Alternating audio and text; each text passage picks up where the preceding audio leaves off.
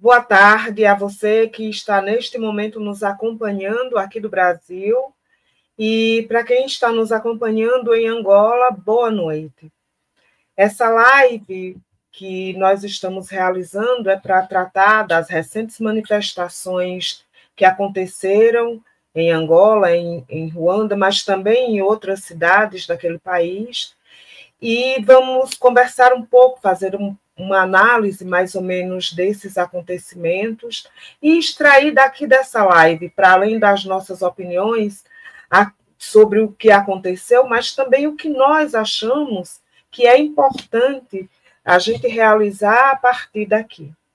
Então, para essa live e que nós vamos tratar na tarde de hoje, tenho aqui dois convidados. Primeiro, quero me apresentar para você que não me conhece. Eu sou Vera, sou militante do PSTU aqui no Brasil, integro a Secretaria Nacional de Negros e Negras, e essa live é uma iniciativa do PSTU brasileiro e também que é uma seção da LIT aqui no Brasil. A LIT é a Liga Internacional dos Trabalhadores. Então, nós somos dois partidos, nós somos de um partido político, socialista, comunista, somos revolucionários e tratamos das questões da classe trabalhadora exatamente assim, do ponto de vista da nossa classe, levando em consideração aquilo que nós necessitamos enquanto classe trabalhadora e tudo aquilo também que nós realizamos na sociedade,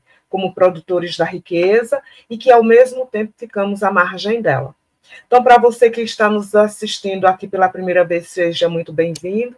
Espero que você goste da nossa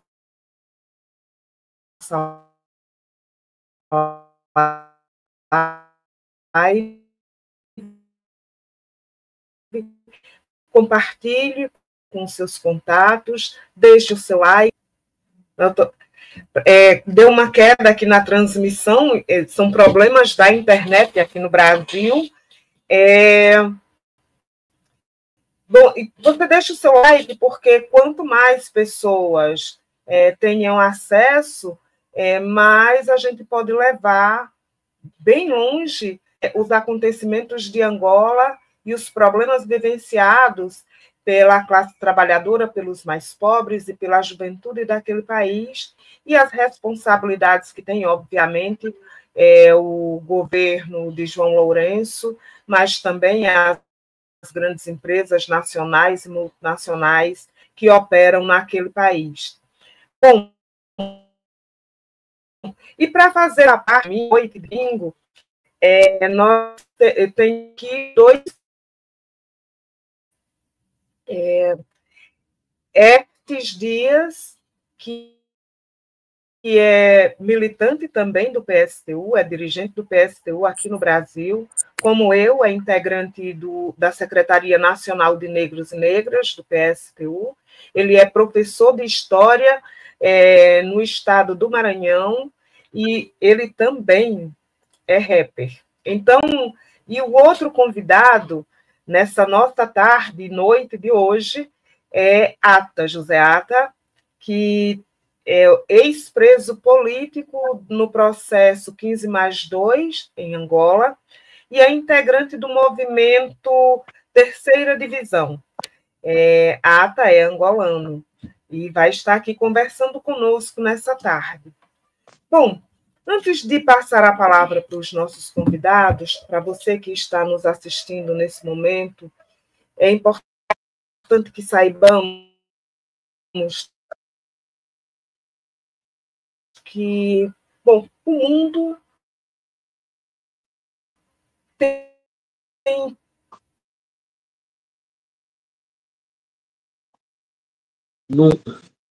estamos vivendo. E nesse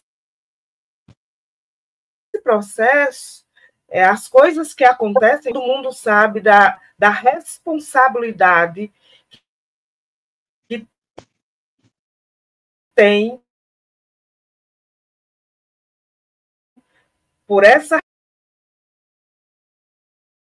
realidade que é dura, que é do desemprego, do trabalho precarizado,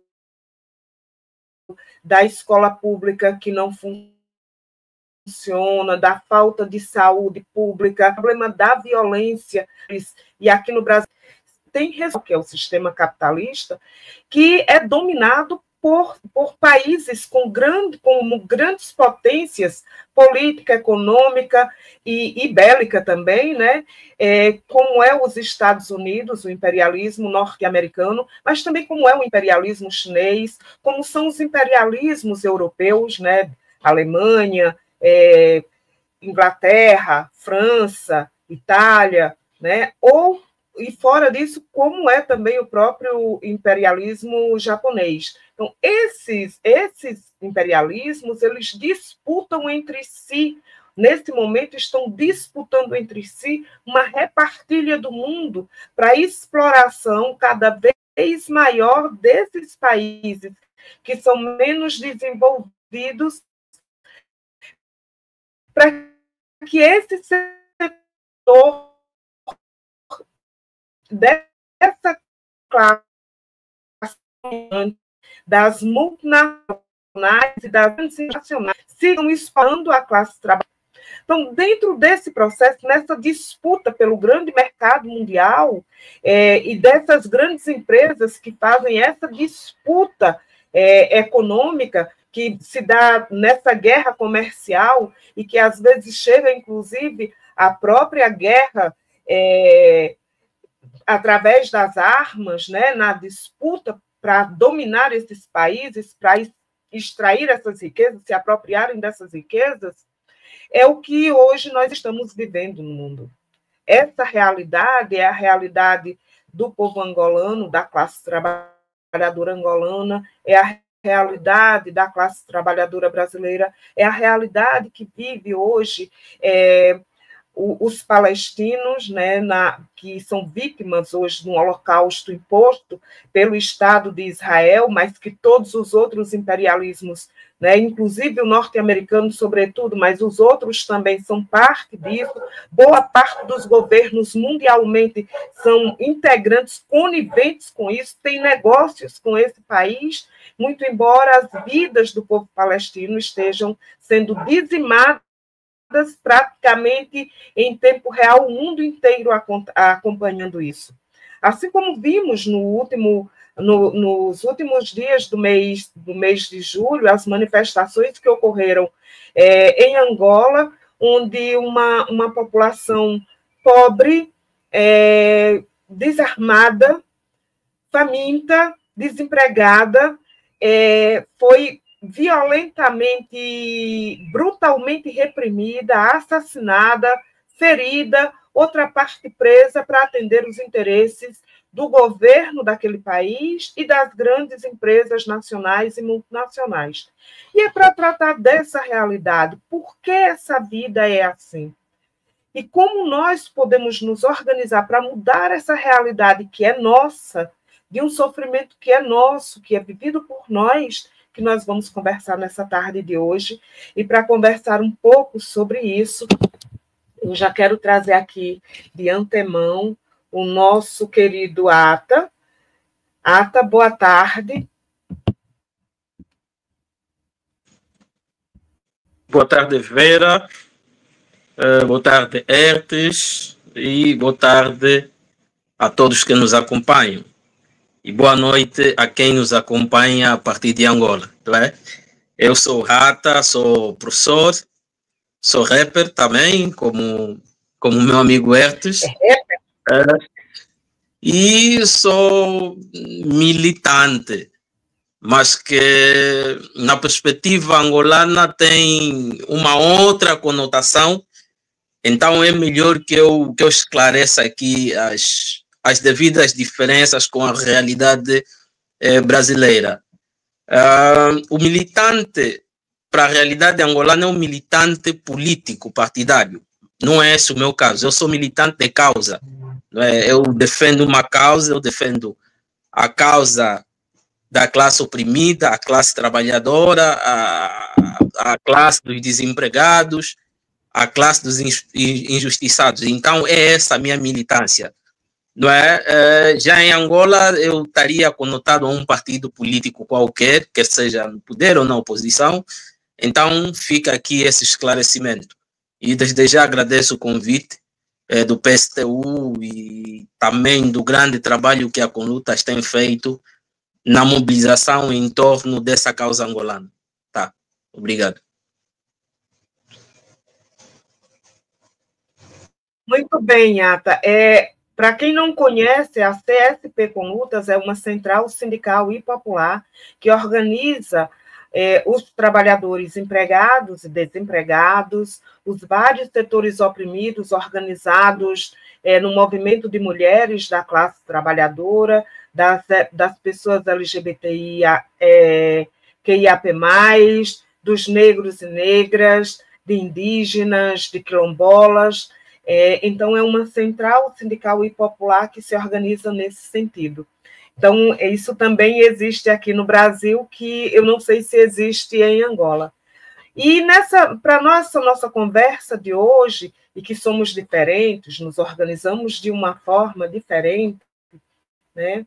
Quero saber de Ata, para que nós aqui no Brasil, principalmente quem vive aqui no Brasil, o povo brasileiro, a classe trabalhadora brasileira, fale para nós sobre esses últimos 50 anos de Angola, né, já que agora, no mês de novembro, 11 de novembro, completam-se 50 anos, né, da independência do país, e eu gostaria de saber quais são os motivos das manifestações ocorridas no mês de julho, né, e quais são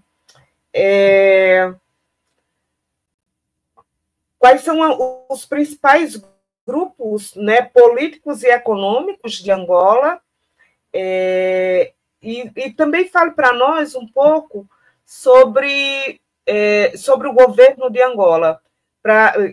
Nós sabemos, né, que o governo Lula e o governo angolano eles têm alinhamento político, né, muito embora aqui, né, e aí a gente queria saber como é essa relação. Por exemplo, Lula é tido no Brasil e no mundo inteiro como sendo um governo da esquerda, né? Um governo ligado que o governo Lula aqui no Brasil, por exemplo, ele vive de mãos dadas com tudo quanto é grande empresário e vive fazendo negócios mundialmente com os vários imperialismos, norte-americano, o imperialismo chinês, os imperialismos europeus e também uma relação do governo Lula com o governo angolano, se isso tem levado a algum tipo de contribuição para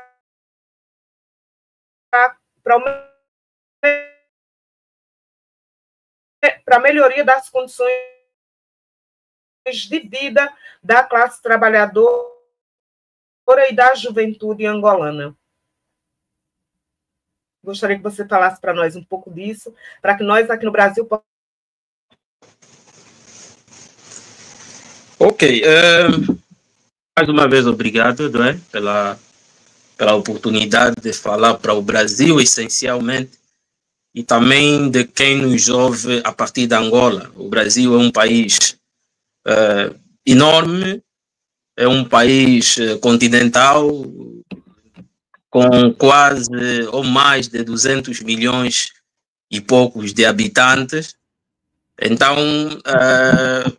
é importante que nós falemos para o Brasil. Historicamente, nós conquistamos a independência em 11 de novembro de 65, e o Brasil foi o primeiro país no mundo a reconhecer a independência de Angola, numa altura que havia aqui uma ditadura militar que dizia combater o avanço do comunismo. Foi o primeiro país a reconhecer Angola enquanto nação soberana e independente.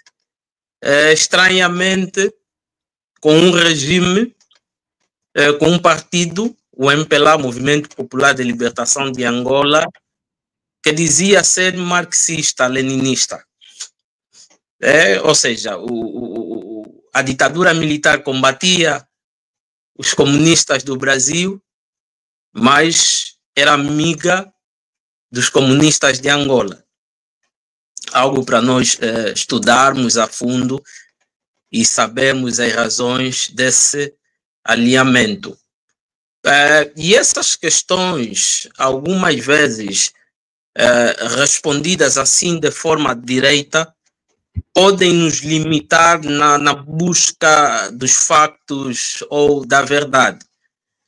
E essa questão dos militares brasileiros apoiarem comunistas angolanos é um exemplo disso. Então, eu gosto de situar primeiro a história da Angola naquilo que é a história de África e a história de África na história do mundo, com as devidas particularidades. E mais, os Estados africanos, tal e qual nós conhecemos, são uma invenção do colonialismo. Então, não tem como eu falar dos Estados africanos sem olhar para o colonialismo e os movimentos de libertação colonial que surgiram. Mas para eu não me voltar até no infinito, a história do mundo tem mais de 2000 anos, eu vou repartir a história de África e lá está a história de Angola em três momentos que marcaram o continente africano. São 1884 a 85, com a Conferência de Berlim. Depois, 1945 a 50, com o fim da Segunda Guerra Mundial. E bem mais aqui, próximo de nós, o início dos anos 90, com o fim da União Soviética e esse avanço neoliberal que tem feito estrago e do qual nós vemos essa consequência com os grandes protestos dos últimos meses. Voltando primeiro, a Conferência de Berlim foi o primeiro momento de divisão ou de concessão que os vários estados europeus na altura fizeram entre si sobre o continente africano. Foram penso que foram 14 países, mas que tinham no centro o interesse da Alemanha, da Bélgica, da França e da Inglaterra. O que estava no centro era a divisão da costa do Congo e da bacia do Congo e do Níger. Então, as grandes conclusões foram a livre circulação na bacia do Congo e do Níger e também que qualquer Estado que ocupasse algum território não podia fazê-lo sem antes notificar os presentes naquela conferência. E dentro dessa conferência, o grande facto de destaque foi a ausência dos próprios africanos. Né? Para além da Europa, haviam 12 estados, não eram europeus, os Estados Unidos da América e a Turquia, com o Império Otomano, mas tirando esses, não havia qualquer país africano. Ou seja, estava-se a falar de África na ausência dos africanos. E não é muito diferente do que tem acontecido nos dias de hoje. Né? Então, esse foi o primeiro momento de divisão de África, dos quais as consequências são muito notáveis nos dias de hoje. As fronteiras que nós temos são herdadas da Conferência de Berlim. Só para terem uma noção, o território que hoje é Angola fazia parte do Reino do Congo, e o Reino do Congo foi dividido pela Bélgica, por Portugal e pela França. Não é? Há partes do território, há partes do povo do Reino do Congo que estão no Congo Democrático e há partes que estão em Angola. A pessoa que antes era da nação Congo, que é angolana hoje, quando vai no Congo é chamado de estrangeiro. O mesmo acontece com o congolês do Congo Democrático quando vem em Angola. É chamado estrangeiro. Há uma máxima até que os políticos angolanos inventaram, dizendo que o Congo Democrático é um país vizinho e Portugal é um país irmão, quando no fundo devia ser o contrário. Mas tudo isso é só para mostrar o quão grave foi a partilha ou a Conferência de Berlim de 1884 ao início de 1885. Outro momento importante também, que define muito a política africana e no caso concreto do início das lutas pelas independências, é a Segunda Guerra Mundial, o fim da Segunda Guerra Mundial. Em 1945, coincide com a 5ª Conferência Pan-Africanista, onde aparecem depois os líderes que vão se destacar nas lutas de libertação, como, por exemplo, o Kwame Nkrumah do Ghana, não é? Esse período também tem como característica o surgimento dos Estados Unidos como grande potência a nível mundial e, do outro lado, da União Soviética, que se destaca, porque foi o exército vermelho quem derrotou o nazismo, né, na Segunda Guerra Mundial. Então, a Rússia, a União Soviética na altura, se assume como uma potência, e do outro lado os Estados Unidos, que sai fortalecida porque não teve uma participação direta no conflito, assumem o controle do mundo e passam a fazer uma disputa entre eles, na conhecida Guerra Fria, que algumas vezes a perspectiva é uma interpretação política ou ideológica, mas é importante que se faça também uma leitura da Guerra Fria à luz da perspectiva geopolítica, porque é na geopolítica onde se encontra o capitalismo, onde se esconde o capitalismo. E eu, há 2 ou 3 meses, há um professor que me chamou a atenção, queria escrever sobre a Guerra Fria em Angola, ele disse: olha, por que não escreves, sim, sobre a Guerra Fria, mas na perspectiva geopolítica? E eu tenho feito investigações ou descobertas muito profundas por causa dessa perspectiva geopolítica da Guerra Fria. Então, com essa Guerra Fria, não é? Os 2 atores eram favoráveis à independência de África. Os Estados Unidos da América era favorável à independência, à descolonização de África, e a União Soviética também. Mas atenção, a perspectiva dos Estados Unidos sobre a descolonização de África não tem nada a ver com o humanismo. Era importante para os Estados Unidos da América descolonizar a África porque, dessa forma, a Inglaterra e França, que eram potências, na altura perdiam base das suas fontes de receita. A África, por exemplo, contribui com cerca de 30% daquilo que é o recurso da indústria mundial. Então, era importante para os Estados Unidos da América o processo de descolonização, porque dessa forma a Inglaterra, a França e Portugal perderiam as suas colônias que lhe davam aquela fonte de riqueza e de poder mundial. E do outro lado, a Rússia, que queria expandir, não é, as suas ações e também a busca de fontes de recursos para a sua indústria armamentista e indústria espacial. Outro marco, depois desse período, eu falei da Conferência Pan-Africana de 1945, mas o outro grande marco é a aprovação da Resolução 1514 nas Nações Unidas. Essa resolução de 1960 vem a dar possibilidade para a autodeterminação dos povos e colônias, inclusive Portugal entra em rota de colisão com os Estados Unidos da América porque os americanos apoiaram, não é, essa resolução dentro daquele quadro estratégico que eu acabei de falar há pouco tempo. E de seguida nós tivemos os vários movimentos. Em Angola tivemos 3 movimentos de libertação, 3 movimentos conhecidos. O primeiro foi a Frente Nacional de Libertação de Angola, fundada em 1954 pelo Álvaro Ordem Roberto, antes se chamou UPA, União dos Povos de Angola, depois União dos Povos do Norte de Angola, e finalmente sob conselho do Frantz Fanon.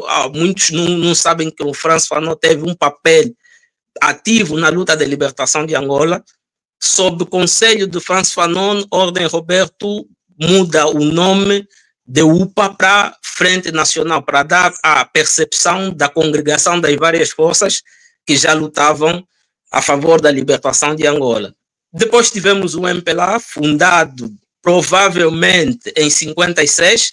Há muita discussão sobre a data da fundação do MPLA e sobre o fundador do MPLA, se é Agostinho Neto, se é o Viriato de Cruz, se é o Gentil Viana, ou então se é o Mário Pinto de Andrade. Mas o que é facto é que a partir de 56 começa a se falar do MPLA como uma frente que aglutina várias outras forças que existiam, como o PLUA, o MIA ou o MAC. E no fim, em 1968, surge a UNITA, a União Nacional da Independência Total de Angola, com Jonas Savimbi, mas que o Jonas Savimbi vem do GRAI. O GRAI é um governo que a Frente Nacional de Libertação tinha criado nos anos 60 e criou um governo, é o governo revolucionário angolano no exílio. O Jonas Savimbi foi o ministro das Relações Exteriores do GRAI, mas que depois rompe com a FENLA e funda a UNITA. Esses movimentos vão realizar o Acordo de Avor, o Acordo da Independência entre Angola, os movimentos de libertação de Angola e o governo português. Finalmente, em 75, é proclamada a independência unilateralmente pelo MPLA. Começa uma guerra civil que vai terminar apenas em 2002, com a morte de Jonas Savimbi, mas antes, em 91, 92, há um acordo de paz para a realização de eleições, fruto dessa mudança, a nível internacional, o fim da União Soviética, a queda do Muro de Berlim, e toda essa mudança. Então, há um processo de paz que acontece em 91, 92, Angola vai para a eleição, mas que, por alegações de fraudes eleitorais, em outubro de 92, a guerra recrudesce e só termina em 2002. Então, esse percurso que eu gostava aqui de apresentar parece ser longo, mas que é necessário para a compreensão de tudo que vem depois. Depois de 92, depois de 91, 92, há abertura para o multipartidarismo, há o alargamento dos direitos e liberdades fundamentais, há o surgimento de uma sociedade civil emergente e que vai criar o debate político à volta das questões de democracia, de participação, de desenvolvimento econômico, etc, etc. De princípio, de forma introdutória, eu fico por aqui. Tá, boa tarde, Vera, boa tarde, Ata. São duas pessoas assim que eu tenho um respeito muito grande, né? A Vera aí dispensa comentários, a presença do Ata aqui, ela é muito significativa para nós, mas muito significativa mesmo. Boa tarde para os brasileiros e as brasileiras que estão acompanhando a live, e boa noite para os angolanos e as angolanas que estão acompanhando aqui essa live. E é interessante porque há mais de 500 anos nós fomos separados, né? Então, eu não sei quem são os meus antecedentes aí de Angola, eu tenho muito parente aí em Angola, não sei quem são, assim como muitos angolanos têm parente aqui no Brasil e não sabem quem são, porque nós fomos vítima dessa tragédia, né, dessa hecatombe aí chamado de escravidão, né? E a relação entre Brasil e Angola, ela é um tanto quanto contraditória, né? Porque, primeiramente, essa relação ela se deu através do sofrimento, né, com a escravidão. Brasil e Angola eram parte do Império Português, né, e nesse processo aí de colonização, dezenas de milhões de africanos foram trazidos na condição de escravizados aqui para o Brasil. Uma parte significativa desses africanos, dos quais nós somos descendentes, eram justamente aí da região onde hoje fica o país chamado Angola. Mas, ao mesmo tempo, esse sofrimento e esse luto, a gente também transformou em resistência e em luta. Para quem não sabe, uma parte desses africanos que foram trazidos para cá eram do norte de Angola, eram guerreiros do norte de Angola, do povo quimbundo, né? E dentre esses se encontra um que foi o maior herói da história desse país, que é Zumbi dos Palmares. Zumbi dos Palmares é de uma linhagem de guerreiros do norte de Angola. Inclusive, o Zumbi foi batizado com o nome de Francisco, e ele, depois que ele foge, que ele vai para Palmares, ele resolveu adotar o nome anterior dele, que era Zumbi, que é um nome de origem quibundo, né? Então, primeiramente, eu queria registrar essa relação que para nós é muito importante. O maior herói da história do Brasil é de linhagem angolana. O segundo elemento que eu queria destacar sobre essa relação tem a ver com um dos intelectuais brasileiro que foi um dos que construiu ou sistematizou uma das ideologias mais dinâmicas para manter a dominação de raça e de classe, que foi o Gilberto Freire, com a tese do mito da democracia racial, que parte da ideia de lusotropicalismo. O que é isso?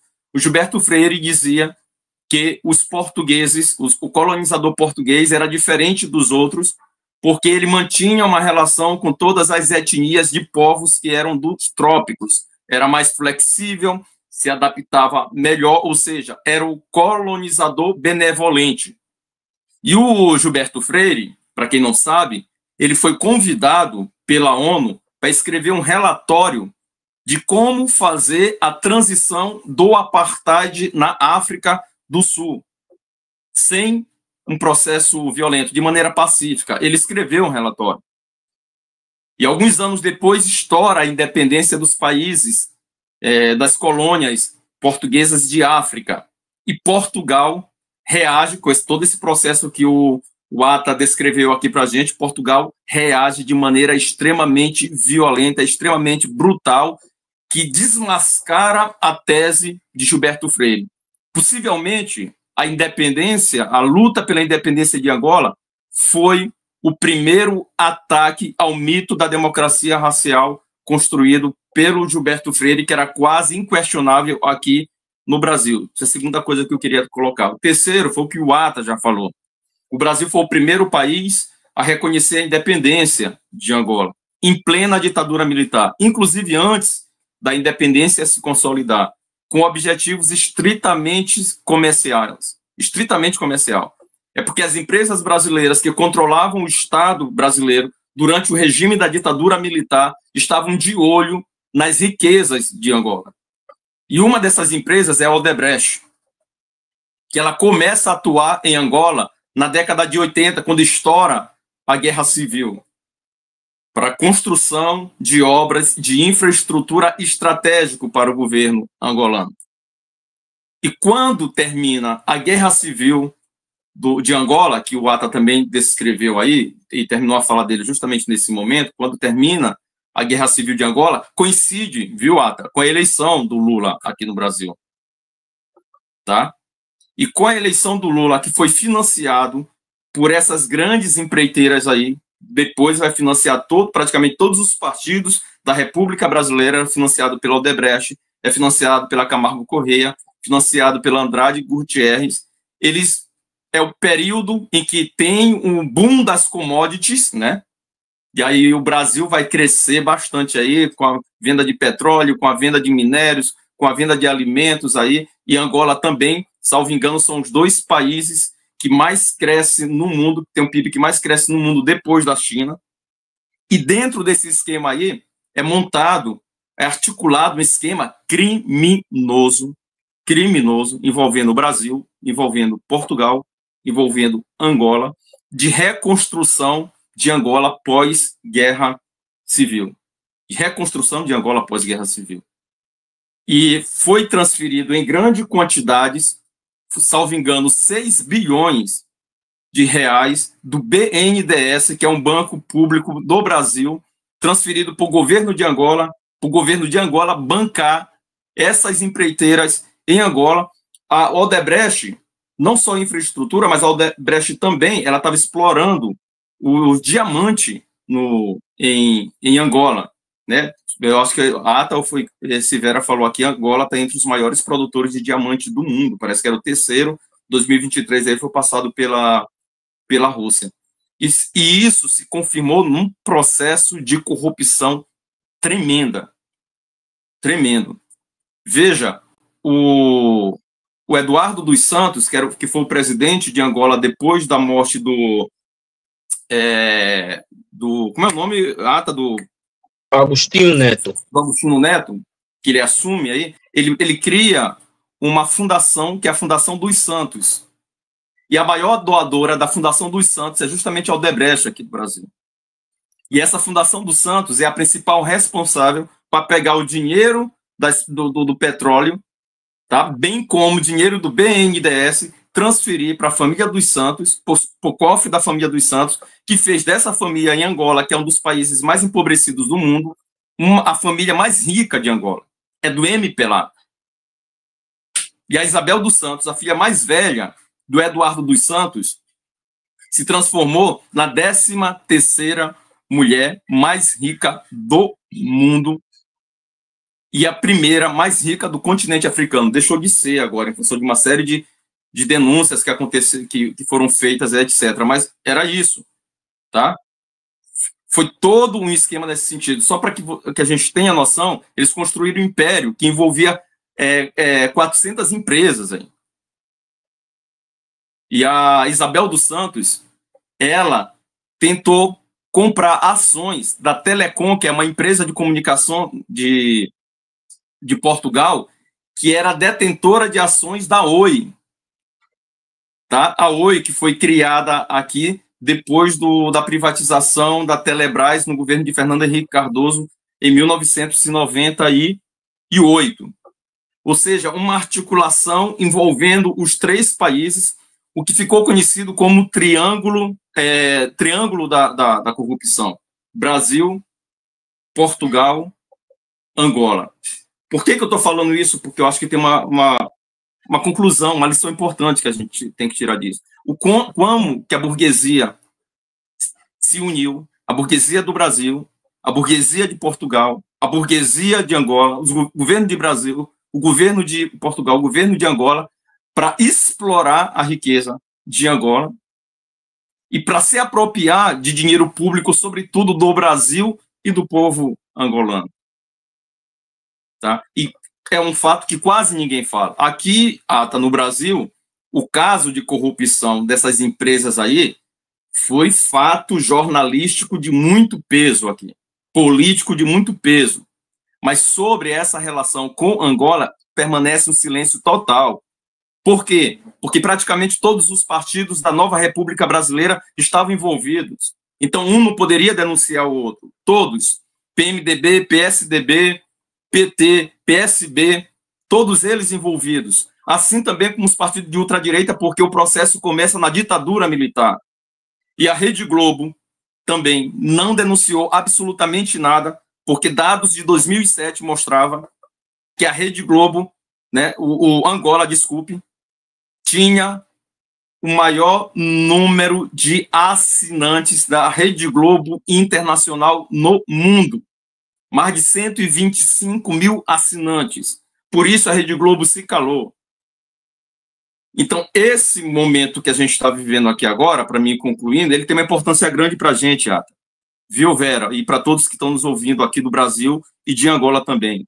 Tem uma importância extremamente grande, porque a burguesia se uniu para fazer isso. Chegou o momento da classe trabalhadora se unir para fazer isso. A classe trabalhadora desses 3 países. E também porque envolvia Moçambique também, esse caso de corrupção gritante, envolvia também. E nós, aqui no Brasil, mas também os negros da diáspora, muitas das vezes a gente tem uma relação muito utilitária com o continente africano. É olhar para a África, valorizar a cultura africana para reforçar a nossa identidade enquanto negro, enquanto descendente de africano. É até um comportamento pequeno burguês. Mas pouca solidariedade de classe. Pouca solidariedade de classe. E esse momento, com esses atos que nós fizemos aí, diante desses ataques do governo de João Lourenço, da ditadura do MPLA, contra a população, contra os trabalhadores, contra a juventude, aprovando inclusive lei que pode sentenciar manifestantes a 25 anos de prisão.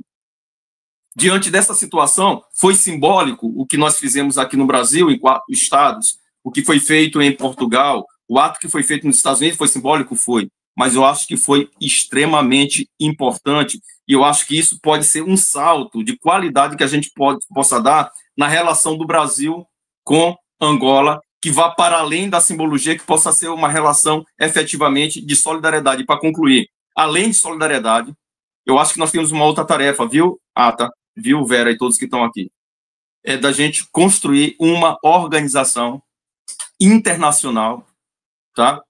Uma organização em Angola que possa estar conectada com os camaradas do Portugal, dos Estados Unidos e aqui do Brasil. Eu acho que o maior desafio nosso nesse momento é fazer isso para enfrentar o governo do MPLA, mas para que a gente possa avançar para a construção de um outro tipo de sociedade que seja uma sociedade socialista que não tem nada a ver com o que o MPLA fez desde a independência de Angola.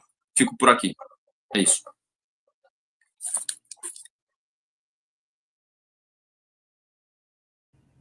Obrigado. Muito obrigada, Eftes.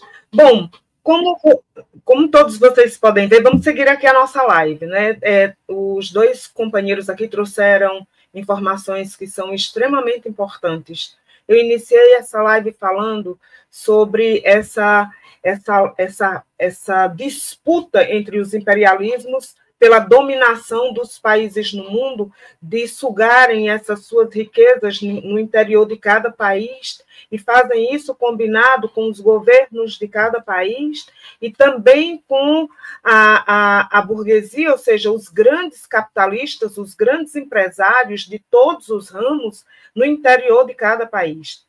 Para se ter uma ideia, por exemplo, hoje o Brasil está sendo atacado diretamente pelos Estados Unidos, né, pelo governo Trump, né, pelos Estados Unidos aqui no Brasil, com uma sobretaxação, né, com uma taxação sobre os produtos brasileiros em 50% em vários setores da economia e 10% em todos os setores. E, para se ter uma ideia, e tudo isso ele faz, e o governo Trump faz isso abertamente, fazendo a defesa, por exemplo, do ex-presidente Jair Bolsonaro, que nesse momento está preso com uma tornozeleira eletrônica em casa, né, está para ser julgado agora, no mês de setembro, por vários crimes que ele praticou aqui no Brasil, dentre eles, por exemplo, o de ter tentado um golpe militar, né, ter tentado um golpe juntamente com setores das Forças Armadas no início de 2023, porque até hoje esse setor da extrema-direita bolsonarista não aceita o fato de que Lula ganhou as eleições. E o imperialismo norte-americano, através do governo de Trump, mas é todo o Estado americano, até porque ninguém viu o Estado americano se levantar de fato contra isso, quer intervir, inclusive, sobre as leis do Brasil, a tomada de decisão pelo judiciário brasileiro. Obviamente que nós não temos nenhum acordo com a justiça brasileira, nós sabemos que ela não funciona para a classe trabalhadora e para os pobres, ela está a serviço dos interesses dos ricos, da mesma forma que os governos, da mesma forma que o parlamento. Agora, tudo que acontece nesse país, nós também achamos que quem tem que decidir é o povo brasileiro, e o que nós queremos é a solidariedade da classe trabalhadora de outros países para nos auxiliar na luta que nós temos com esses setores que são extremamente poderosos e que nos obrigam, nos explora e oprime sempre. Né? E uma das inclusive coisas que a solidariedade dos irmãos angolanos, né, Vera? Com certeza, nós precisamos de toda a solidariedade dos nossos irmãos angolanos aqui no Brasil. Com certeza precisamos dos angolanos, de todos os nossos irmãos no continente africano, em outros continentes do mundo, mas em Angola nós temos uma relação muito estreita, até porque muitos de nós descendemos daí.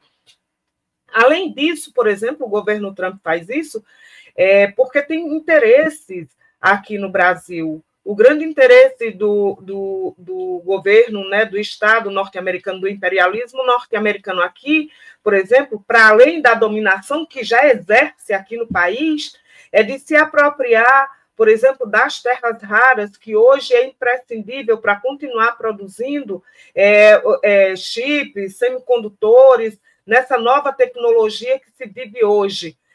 Além disso, quer garantir, por exemplo, que as grandes big techs, ou seja, as grandes empresas de tecnologia que operam aqui no Brasil, elas paguem quase nada de impostos e, além disso, não tenha nenhum tipo de regulamentação sobre a forma como elas operam aqui nesse país.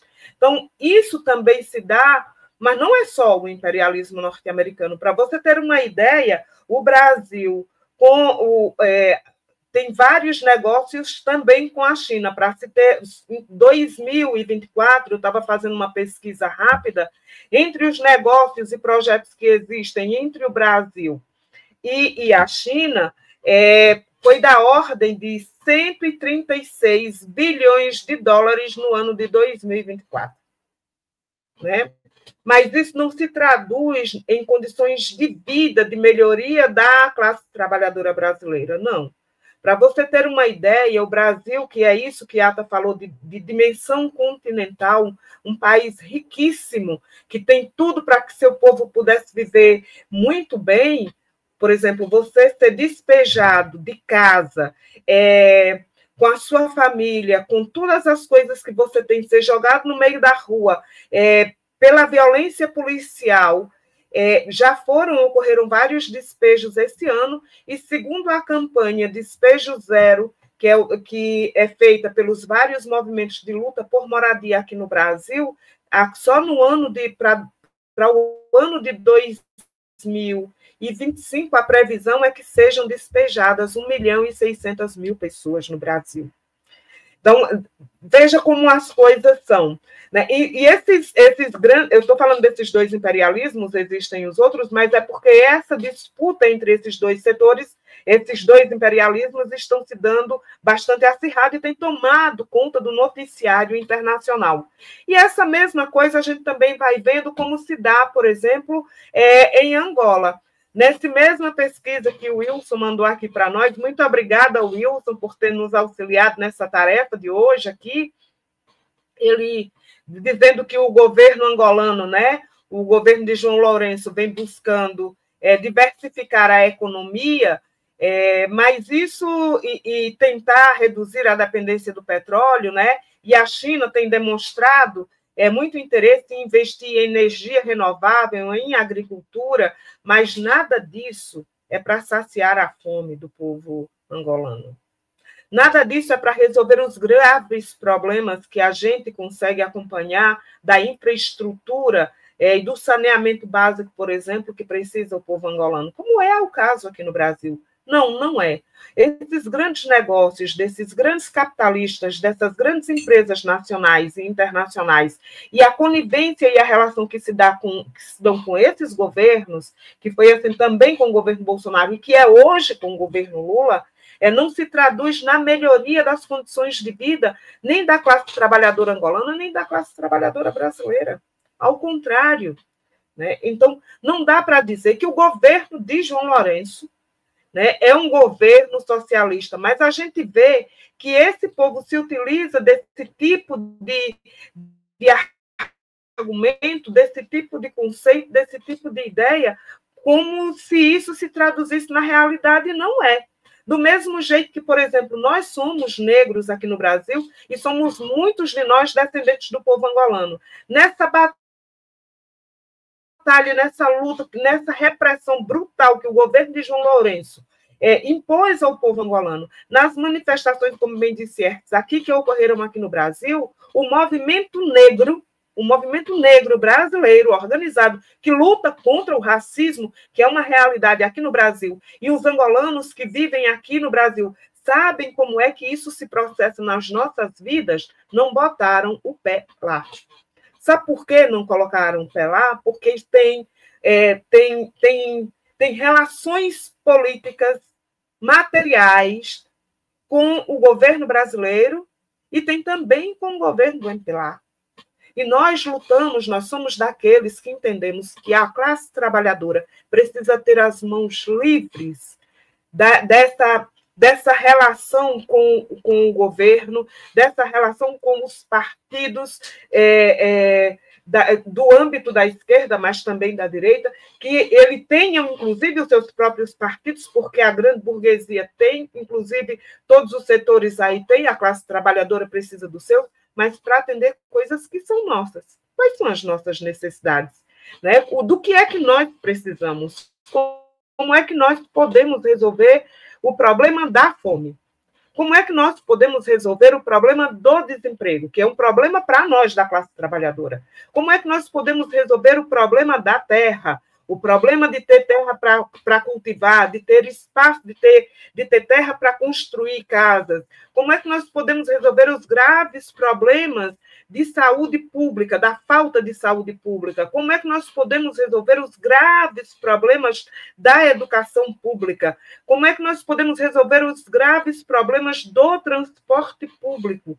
Então, esses problemas são os problemas da classe trabalhadora e que nenhum desses governos vivem, nenhum desses grandes empresários nacionais e internacionais vivem. Então, nós temos aqui um problema de ordem de classe.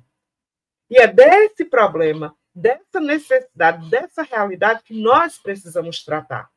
Não eu, nem Hertes, nem Ata, mas é do conjunto da classe trabalhadora, do conjunto da juventude, do conjunto dos negros da classe trabalhadora explorada e oprimida, do conjunto das mulheres vítimas da exploração, mas também da opressão machista, do conjunto dos imigrantes que vivem no interior de cada país. Então, essa batalha é a batalha das nossas vidas, que diz respeito às nossas vidas, e fazer isso de forma independente requer organização coletiva. E é disso que nós vamos tratar agora nessa nossa segunda parte da live.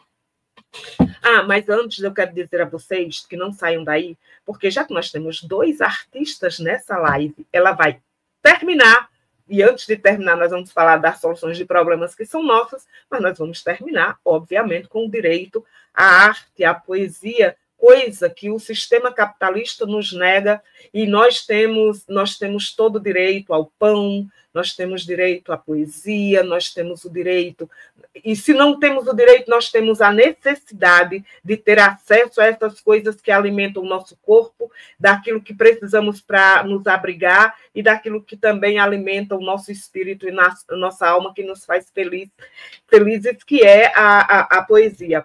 Então, eu gostaria de ouvir de Ata e também de Hertes quais são o que vocês acham, o que vocês pensam, o que vocês defendem que pode ser feito para solucionar esses problemas que vive o povo e a classe trabalhadora e a juventude angolana, lá em Angola, e aqui também no Brasil, e o que vive a classe trabalhadora, obviamente, em outros países do mundo que, por acaso, esteja aqui acompanhando essa nossa live na tarde de hoje. Ata? Ok, Veras.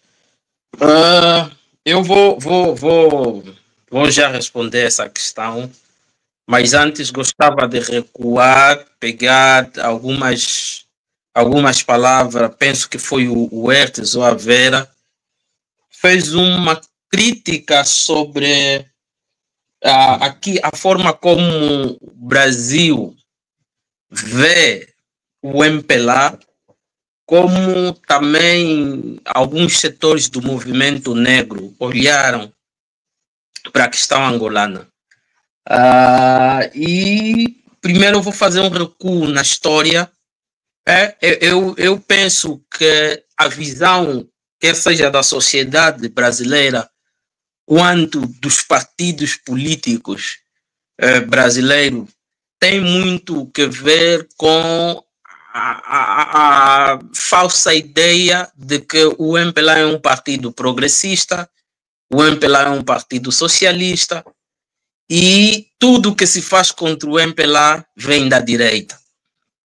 Eu vi um vídeo de um político, não sei se é um político, se é um influencer, brasileiro, mas que tem muitos seguidores no Brasil, que falou depois das manifestações, falou sobre os protestos em Angola e de que há uma direita a se aproveitar. Não sei, o Edson depois fez uma polêmica, fez um vídeo a rebater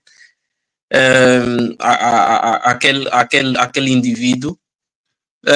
Então eu vi e eu fiz também dei algumas entrevistas e depois comecei a receber, não é, alguma reação daquelas entrevistas que eu dava. E as reações foram muito semelhantes. As reações que eu recebi, fruto das entrevistas que eu dei, foram semelhantes desse influencer, que eu esqueço o nome, não é? Esqueço o nome, eu não estou a chamar de influencer. Ian Neves. Ian Neves, sim. Assim, não estou a desqualificar a capacidade intelectual, nada disso, mas alguns pontos mesmo que revelou total desconhecimento da realidade angolana, mas um desconhecimento em função dessa prisão, parece que é uma visão assim, feita em quadrado, e que não dá possibilidade de enxergar o que está fora desse quadrado. Então, eu vou voltar um pouco na história de Angola. Ali uma parte interessante que eu falei da relação da ditadura brasileira, que combatia o comunismo, com os prováveis comunistas de Angola, mas também, antes disso, ou para além disso, para nós aqui analisarmos juntos, não é, se aquele regime de Angola era mesmo socialista ou não, antes desse reconhecimento da ditadura militar, eu gostava de fechar ali na realidade angolana e analisarmos todos para vermos. E eu acredito que aqui no Brasil existem pessoas com alguma maturidade do ponto de vista da percepção daquilo que é o socialismo, daquilo que é o projeto comunista. Então vamos analisar juntos. Primeiro, do pouco que eu sei, e eu sou muito novo nessas questões, não se é socialista só quando alguém diz que é socialista. Existem critérios básicos. E um dos critérios básicos, não é, de todo Estado que diz ser, porque o socialismo é uma transição, uma fase de transição para o comunismo. E um dos primeiros elementos que deve, ou que o MPLA devia fazer após a independência, devia ser a nacionalização das empresas privadas. Eu queria me concentrar aí. O petróleo em Angola é descoberto antes da independência. Antes mesmo da independência, em Angola já havia se descoberto o petróleo.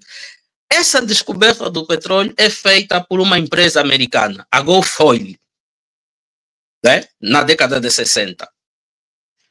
Com o fim da colonização em 75, há, infelizmente, o início da guerra civil entre os três movimentos.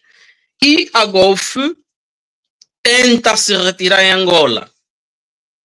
Tenta se retirar. Mas o MPLA faz um estudo e cria até uma comissão e percebe que sem a Gulf não resistiria, não é, aos ataques dos outros movimentos. No início, em fevereiro ou março de 76, a Gulf já estava de volta em Angola. Antes da independência, a Gulf tinha um investimento, ou melhor, o investimento estrangeiro total era de 400 milhões, estou a falar 400 milhões de dólares, em 74, 75, que não é o valor atual do dólar, porque o mundo vive numa inflação constante, né? Já naquela altura havia esse valor, esse investimento externo, 400 milhões de dólares. Dentro desses 400 milhões de dólares, 300 milhões eram da Gulf. A Gulf depois tinha a empresa local que é Cabinda Gulf Company. Os angolanos estão a perceber muito bem, conhecem, porque são essas empresas que depois patrocinavam as novelas que nós comprávamos dos brasileiros. não é? Então, os angolanos se lembram muito bem, porque no início de qualquer novela, esses eram os nomes mais citados. A Golf, a Cabinda Golf Company, a Indiama, a Odebrecht, são as empresas mais conhecidas pelo público angolano. Então, o MPLA mantém a Gulf Oil a partir de 76 e essa empresa nunca saiu de Angola. As multinacionais, as empresas petrolíferas nunca saíram de Angola. Os angolanos, os brasileiros têm que se perguntar, por exemplo, se Angola diz ou dizia ser a grande aliada do ponto de vista ideológico, ou do ponto de vista aqui do socialismo com a União Soviética. Por que a União Soviética nunca foi o primeiro investidor no setor petrolífero em Angola? Sempre foram as multinacionais americanas, não é? A ideia que se tem é que depois do início da Guerra Fria e da Guerra Civil angolana, o MPLA teve o controle do petróleo e a UNITA teve o controle do diamante. A primeira lógica seria que o MPLA negociasse o petróleo com os seus aliados e a UNITA negociasse o diamante com os seus aliados. Foi o inverso. Tanto faz o MPLA quanto a UNITA negociavam com os americanos. O petróleo era vendido, era retirado, era explorado pelos americanos e o diamante, obviamente, era negociado com os sul-africanos e com os americanos. Não é? Então, essa é a primeira percepção. Quando nós queremos construir algumas narrativas, não podemos nos fechar em quadradinhos, achar que o MPLA é socialista, mas sem respeitar aquilo que são os princípios do socialismo. Não basta dizer que se é para se ser. Deve-se respeitar aquilo que são os fundamentos básicos para que depois nós vamos oferir se de facto é ou não é. Depois, a outra opinião que eu gostaria de fazer ainda sobre esse político ou influencer é a análise que ele faz sobre os protestos. Ele também fez uma análise sobre os protestos e a conclusão dele é que aqueles protestos, ele analisa dois protestos. Um sobre a subida dos preços dos combustíveis em 2023 e o outro sobre o processo eleitoral. E eu trago aqui esses dois elementos porque eu tive envolvido diretamente. E o pessoal daqui, pelo menos o da Conluta e do PSTU sabe, eu tinha feito inclusive um vídeo com Hertes a falar sobre o protesto de 2023. A percepção que eu fiquei, com qual fiquei depois de ver esse argumento, é que do ponto de vista desse político, é que não existe sociedade em Angola. Quando ele fala de sociedade, existe apenas MPLA, existe UNITA, não é? E tudo que a sociedade faz, quando não é UNITA, são os americanos ou é a extrema-direita internacional. Atenção, essa ideia é a mesma ideia que o MPLA tem defendido em Angola, mas é para mutilar toda a iniciativa que vem do povo, porque nós somos o povo. Nós temos a nossa visão sobre o país, nós temos a nossa percepção sobre aquilo que nós queremos enquanto cidadãos angolanos. Eu participei diretamente, eu e mais alguns amigos que nesse momento estão a acompanhar o vídeo, nós participamos diretamente em muitas demandas políticas que acontecem em Angola, e mesmo estando aqui fora, fruto disso são as mobilizações que nós fizemos, né? No dia 8, em frente aos vários consulados, aqui no Brasil e Portugal, Estados Unidos, etc, etc.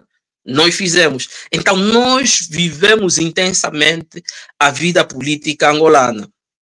Não é a questão de UNITA, não é a questão... E não há uma extrema-direita como tal em Angola.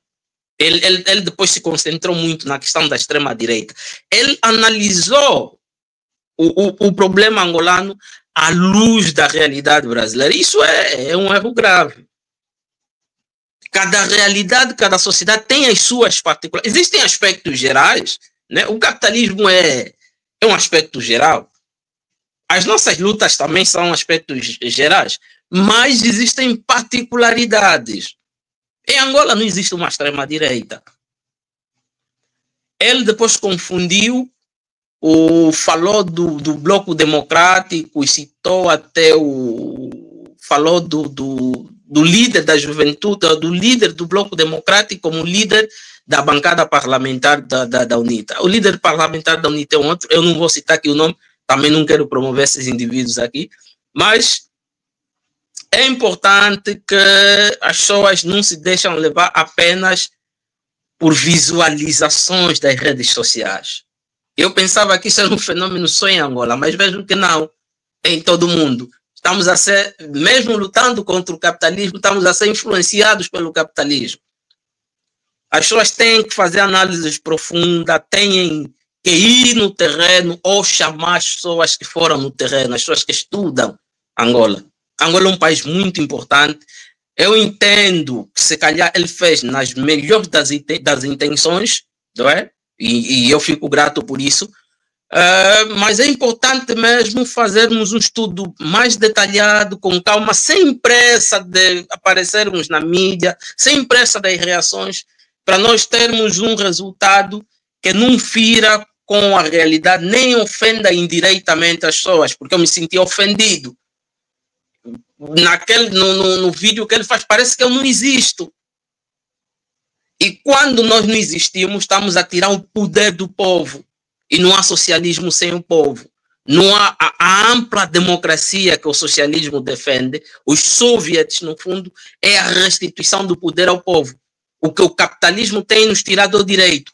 Quer dizer, nós só temos o corpo para trabalho. Não temos a mente, não temos as ideias, nem podemos definir o modelo de organização que queremos. Então, era essa chamada, não é, que eu tinha sobre as várias polêmicas que surgiram no Brasil depois dos atos. Agora, o que se quer daqui em frente? O que é que se quer, o que é que se pretende daqui em frente? Primeiro, nós temos que colocar o povo no centro das várias decisões. O povo deve estar no centro. Não queremos ser representados. Não. Essa é uma falácia própria da pequena burguesia em construção em Angola, da representatividade, quando os instrumentos de legitimação dessa própria representatividade também são questionáveis. Angola vive uma crise grave de 50 anos. E só a representatividade não responderia cabalmente àquilo que são os anseios do povo, da classe trabalhadora.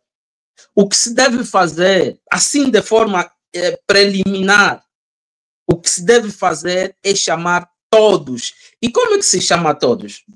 Com uma Assembleia Constituinte.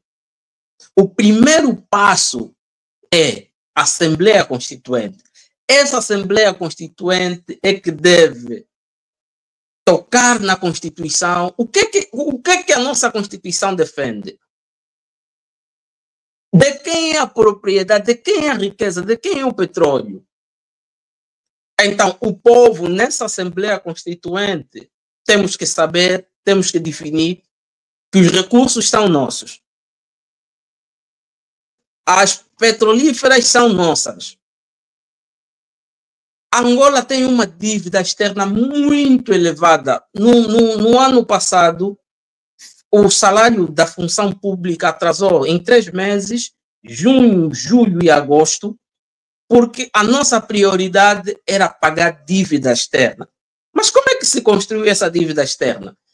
Como é que nós temos uma dívida externa tão alta, com um país tão miserável, mesmo apesar de ter fontes inesgotáveis de recursos?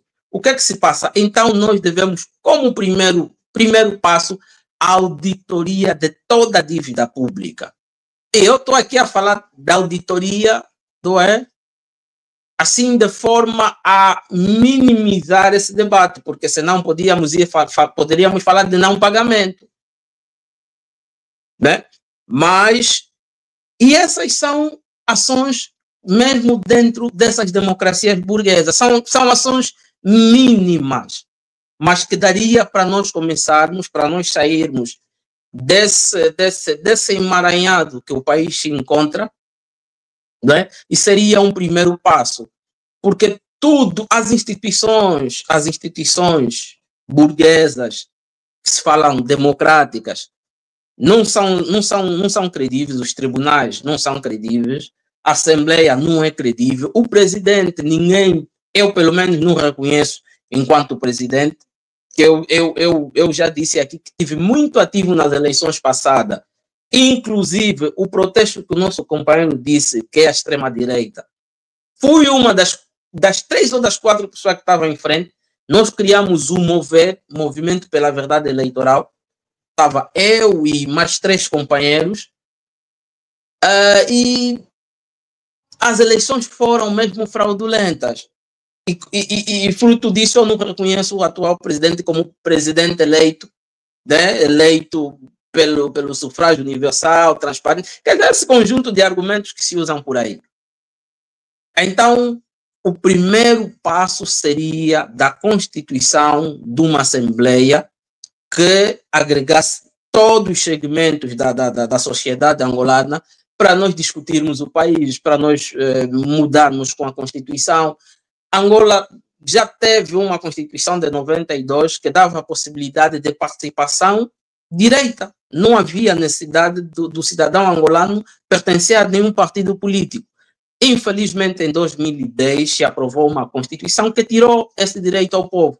Só se é possível participar mediante a lista de partidos políticos. Então, nós queremos que a nova Constituição, devolva esse poder do povo de participar dentro ou fora das listas de partidos políticos. Esses são um exemplo, e existem outros elementos que nós poderíamos ficar aqui a discutir, não é, como proposta para essa Assembleia Constituinte. Então, Vera, não sei se respondi às questões, né? Se tem aí uma questão que eu passei por cima e não respondi, é só fazer recordar, e eu estou aqui para as devidas respostas.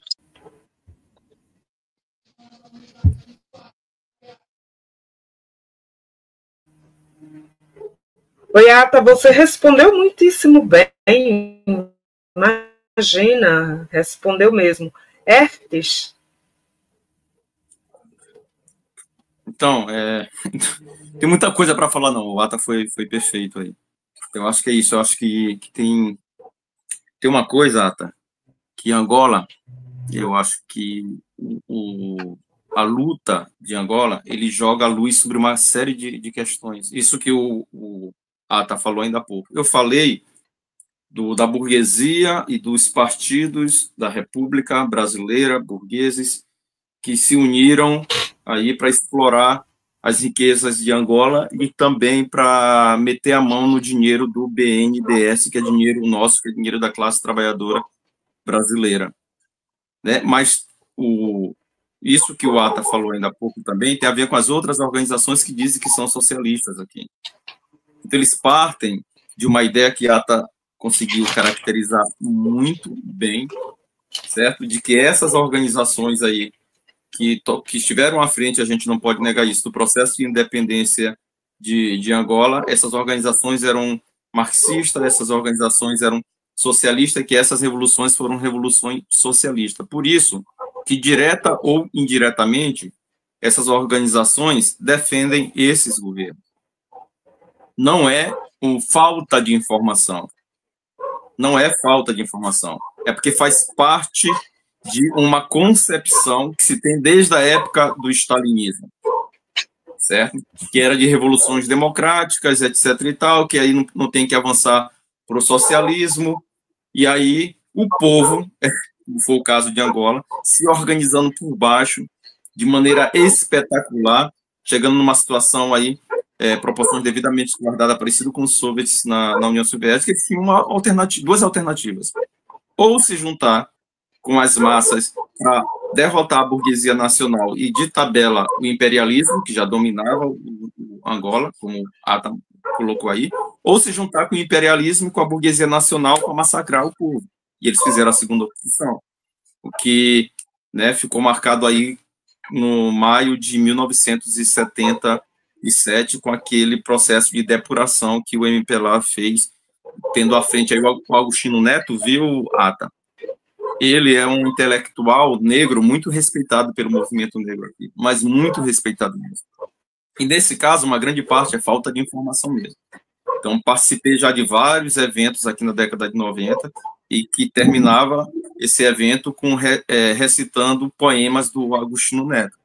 Então, essa luta, ela é uma luta que consegue desmascarar também essas organizações. E uma outra coisa importante, Ata, veja, existe um debate em todo o mundo e também no Brasil sobre a ideia do imperialismo, né, dos blocos progressistas. Então, tem um setor que defende a China porque acha que a China é diferente dos Estados Unidos. Inclusive, o Ian Neves, ele fala sobre isso aqui. E Angola, são os dois que estão, a Vera falou muito bem disso aqui, os dois estão explorando o país. Os dois estão defendendo o plano de austeridade contra a população. Os dois estão defendendo que tenha corte de verba para a população, sobretudo os setores mais vulneráveis, passar fome, como está passando em Angola. 13 milhões de trabalhadores desempregados, vivendo abaixo da linha da pobreza. Os dois estão a favor de que o governo de Angola pegue a parte dos recursos de Angola para pagar a dívida externa que tem com esses aí. Os dois estão a favor da repressão. Então, a luta do povo de Angola também desmascara essa tese de blocos progressistas que tem imperialismo, que é mais progressista do que o outro. E, por último, a Vera perguntou sobre a organização. Eu não sei, porque não tem como a gente efetivamente adivinhar, mas eu acho que a gente está no caminho certo. Eu acho que o Ata é produto disso. Então, o que o povo angolano está fazendo é heróico, porque é contra tudo e contra todos. Estão todos contra o povo de Angola. E isso se expressou na ausência das organizações do movimento negro e de quase toda a esquerda brasileira nos atos que foram realizados aqui. Porque é do comprometimento deles com o governo, que está comprometido com a ditadura militar, o governo Lula, e não com o povo de Angola. Mas tudo pode acontecer. Então, o Ata, essa grande liderança Ata, é produto do processo de mobilização que eles fizeram em 2015 e 2016. Então, a Ata é um quadro.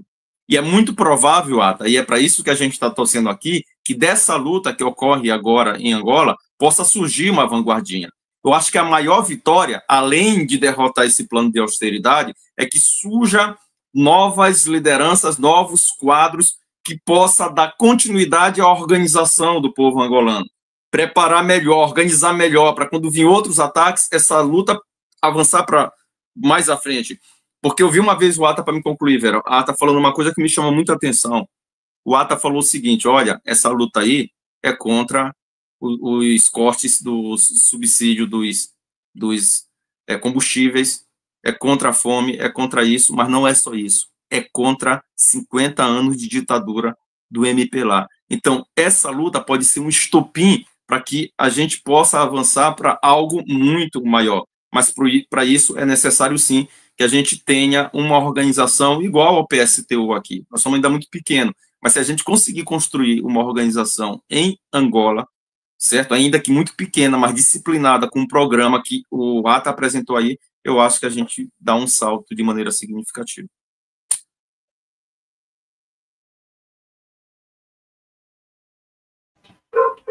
Sem dúvida, né?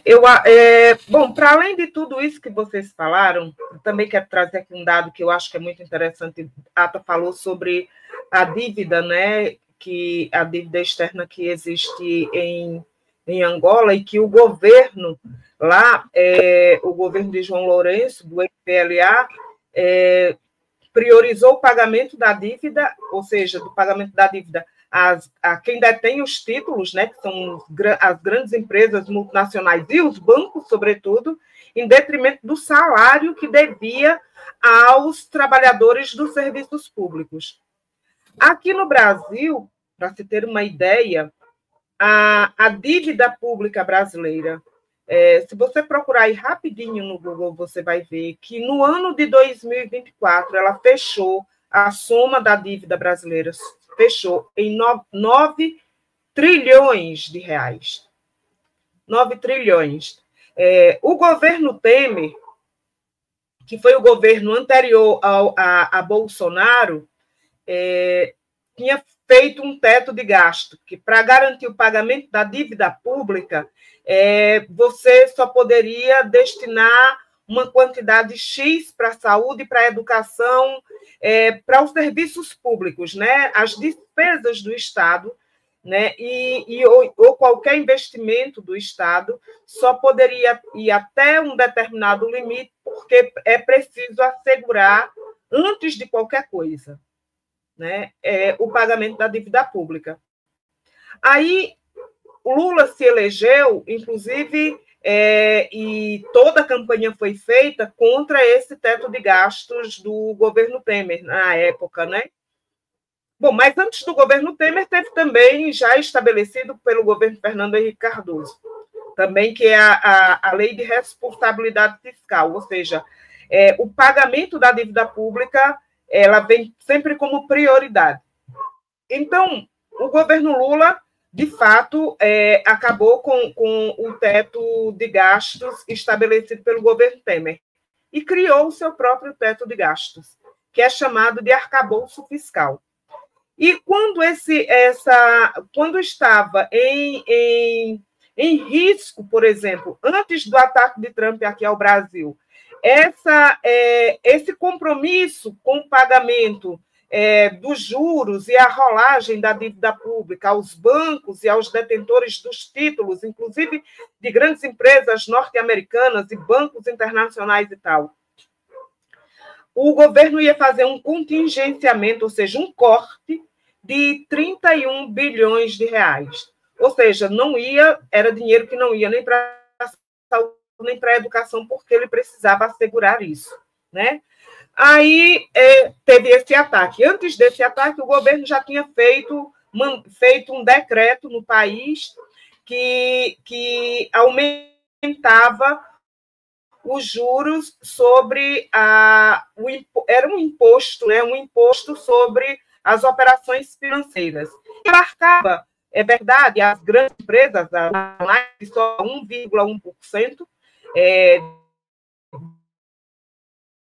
e também ia abarcar também todo um setor de classe média, e a classe trabalhadora de conjunto ia pagar, porque aqui tudo quanto é imposto que os empresários têm que pagar ao Estado, eles repassam para todos os produtos. Aqui no Brasil, por exemplo, até mendigo paga imposto. Quem trabalha já tem o imposto retido na fonte. E quando você está desempregado e você depende de que alguém lhe dê uma esmola, né? Lhe dê você mendiga qualquer coisa e você tem que comprar 1 quilo de açúcar, por exemplo, 1 quilo de arroz, um pouco de café, você paga imposto, entendeu? Então, todo mundo paga imposto aqui no Brasil. Pois muito bem. Esse decreto, ele caiu e tal. Veio o ataque de Trump. Sabe quanto o governo brasileiro está destinando para as empresas que estão sendo afetadas pela taxação de Trump no Brasil? 30 bilhões de reais. Não tem uma regra que diga que essas empresas vão garantir estabilidade no emprego para a classe trabalhadora. Não. Não tem uma única regra que diga que que essas empresas vão reduzir a jornada de trabalho e que vai fazer mais contratação. Também não.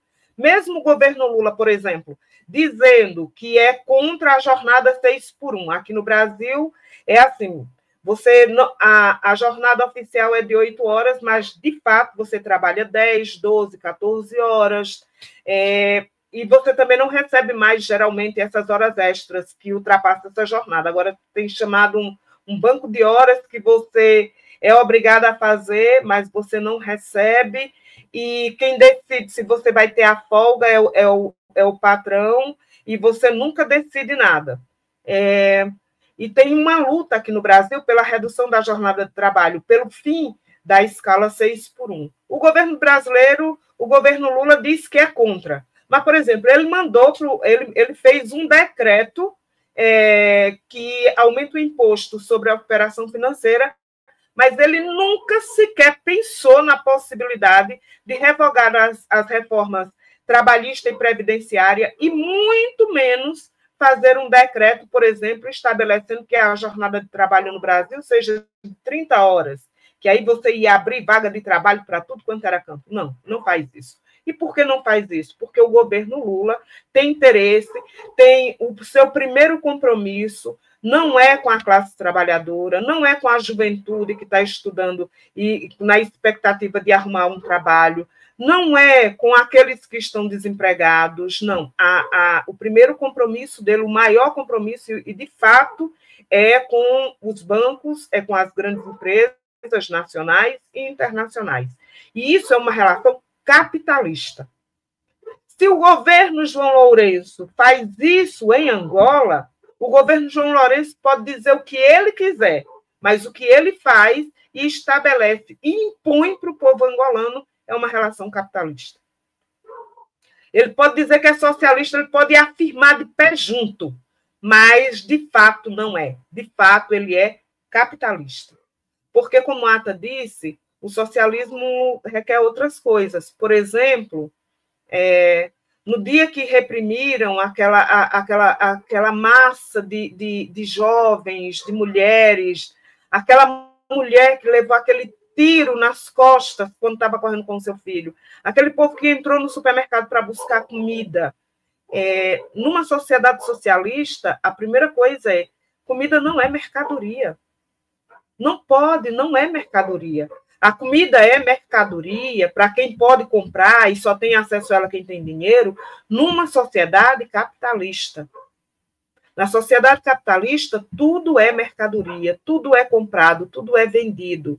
Numa sociedade capitalista, não tem emprego para todo mundo. A gente concorre a uma vaga no mercado de trabalho com outros desempregados. O nosso trabalho é produto da concorrência, inclusive o salário da gente aumenta ou diminui de acordo com as relações do mercado capitalista.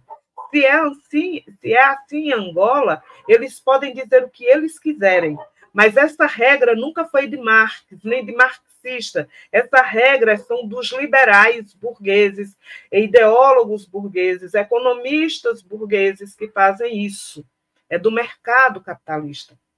E o que nos interessa aqui, independente do nome, é uma realidade que é concreta. Por exemplo, nesse momento, eu acho que para o Brasil, e assim como deve ser para Angola, é a gente lutar pela auditoria, como disse Ata, que não seja o não pagamento. E se não pagasse, não estava dando um calote, porque o banco, na verdade, não faz nada. Ele vive de juros sobre juros, vive do roubo permanente. Né? Então,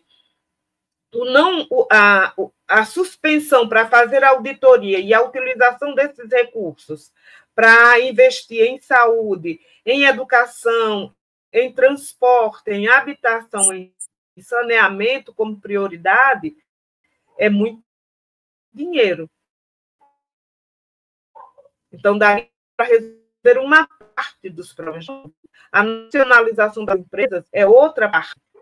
Mas, para além disso, quem está trabalhando e quem está fora do mercado produzir.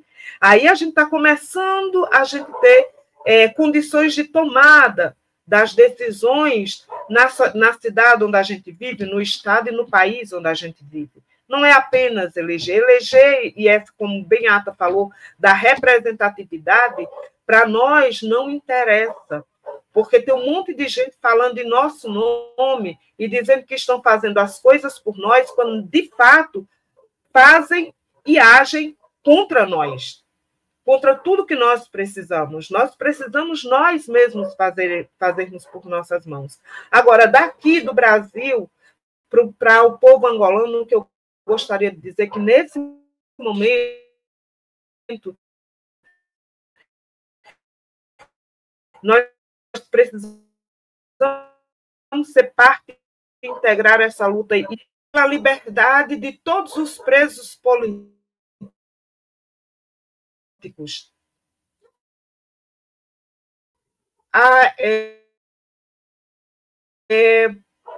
Fazer uma luta para que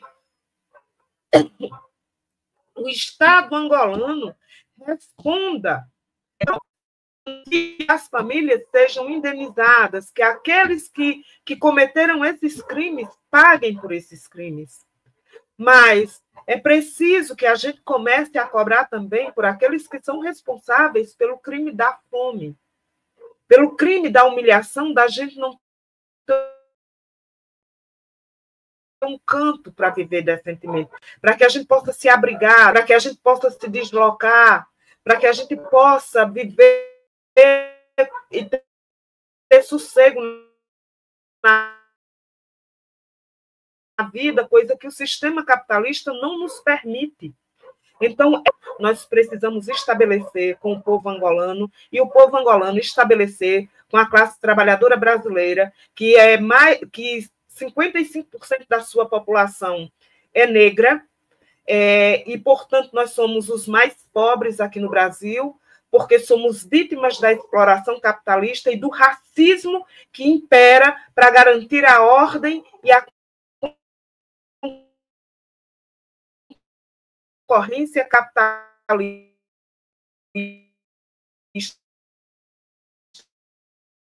nos nossos dias. Então, nós precisamos dessa batalha, precisamos coletivamente.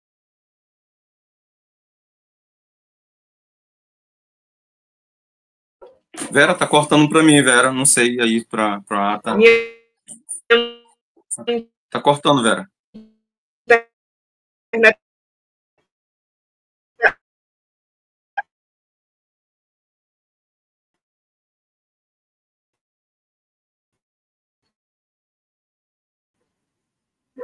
Estavam as mulheres.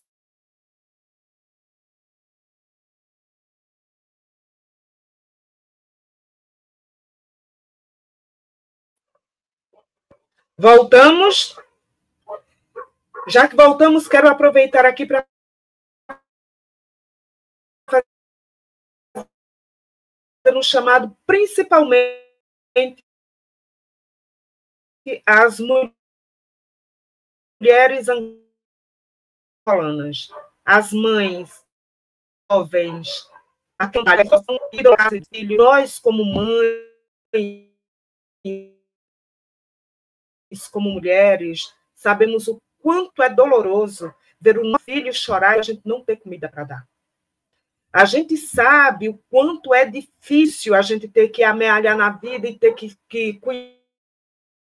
cuidar dos nossos doentes em casa. Nossos sistemas fazem isso. E vamos exigir que os homens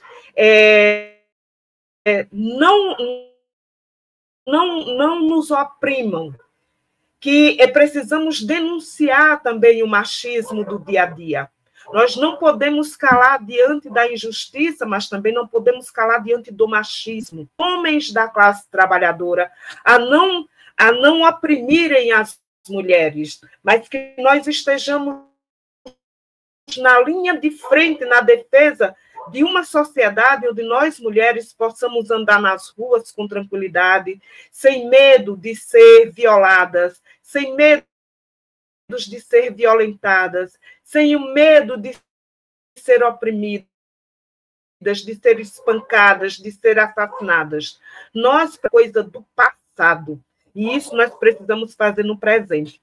Bom, mas gostaria de chamar a Ata e Hertes para fazer as suas considerações finais, para que depois eles possam cantar para nós.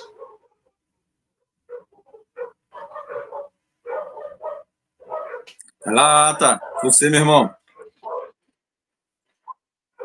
É você, Ata. Ata caiu?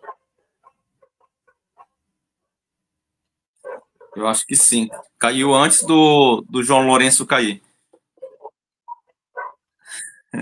É a internet. Voltou? Não. Voltou, Ata? Sim, eu tinha ficado sem. Ah, pronto. Fiquei sem sinal. Então, eu estou chamando vocês para... A minha também está muito ruim, minha internet hoje. Gostaria que você fizesse suas considerações finais, Hertes também, e depois vocês vão fazer poesia para a gente encerrar essa live, tá bom? Vão cantar, fazer o que vocês sabem fazer de melhor como artista. Começa por si, Ata. Tá bom, o lado mais difícil vai ser o lado artístico. Estranho para um artista, né?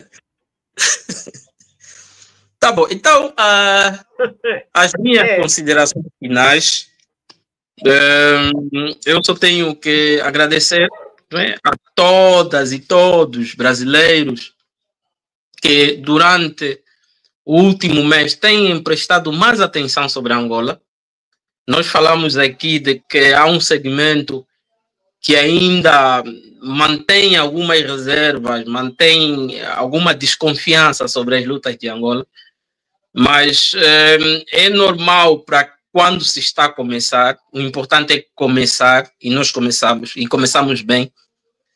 Então, eu tenho que agradecer a essas pessoas que, sem olhar para trás, sem olhar para a cor partidária, decidiram abraçar a causa. Há muita gente de vários partidos que falam comigo aqui no Brasil, que falam comigo, perguntam quem está em frente, quem são as pessoas, e de forma tímida têm se aproximado. É o mais importante para nós. Nós somos uma nação de 30 e poucos milhões, uma nação que vai completar 50 anos de independente. É uma nação ainda pequena em comparação com aquilo que é a dimensão do Brasil.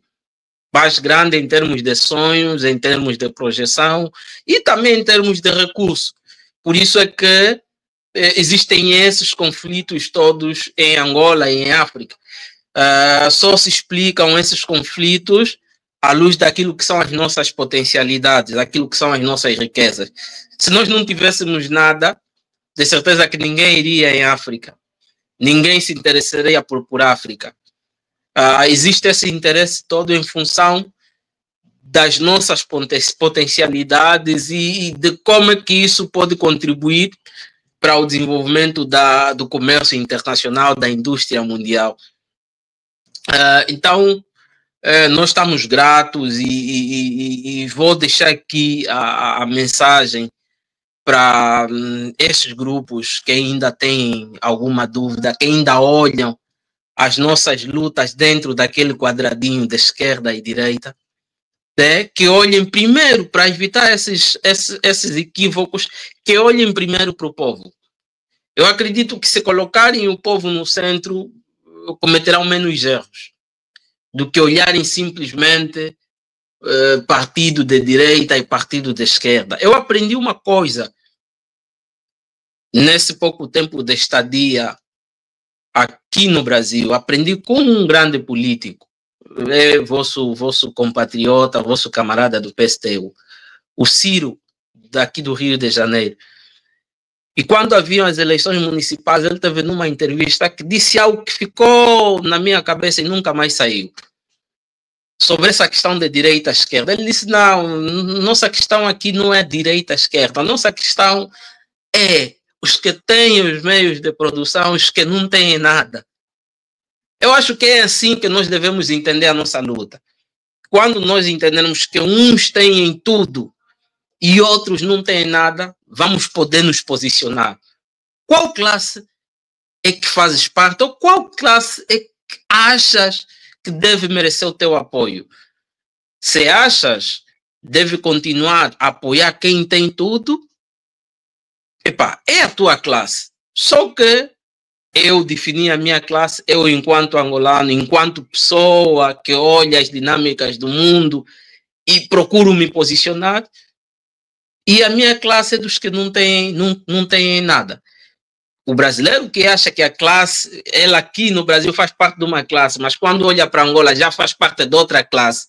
Aqui ele representa aos oprimidos, na classe dos oprimidos, e quando olha para Angola faz parte da classe dos opressores, eu penso que não está a representar bem a classe brasileira dos oprimidos. O oprimido é oprimido no Brasil e em toda a parte do mundo.